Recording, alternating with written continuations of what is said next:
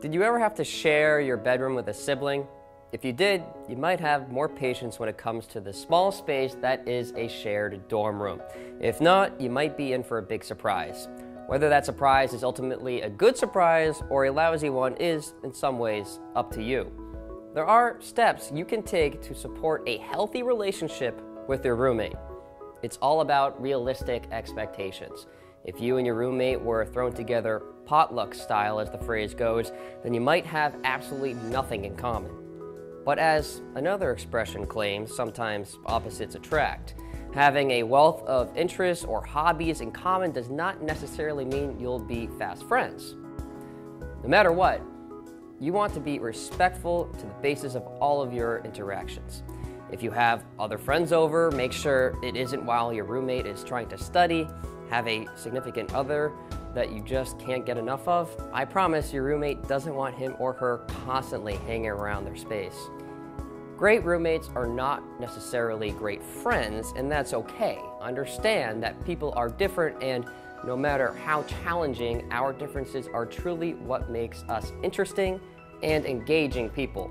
Provided you work through disagreements politely and navigate uncommon ground as gracefully as possible, you should have a smooth year. Just like friendship, being a great roommate is a key step to having a great roommate. Model what you want in a roommate through your own behavior. After all, the perks of sharing a living space are many, not the least of which is saving money on rent. Now, this isn't to say that the perks always outweigh the challenges, and if you discover your roommate participating in an illegal activity, bear in mind you might be implicated and liable for the consequences. Another issue to be aware of is drug or alcohol abuse, which might be a cry for help. Also, depression is something to be watchful of, as suicide is the third leading cause of death among college students. It's a good idea to trade emergency contact information.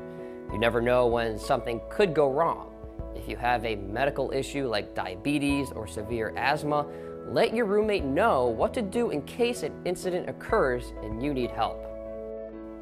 In addition to emergency contact information, share your schedule with your roommate. This can help you both when you have the room to yourselves, and be mindful of each other's sleeping habits and any early morning alarms. Treat your roommate the way you hope to be treated, and whether you wrap up the year as best friends or just casual acquaintances, you'll surely avoid any undue drama.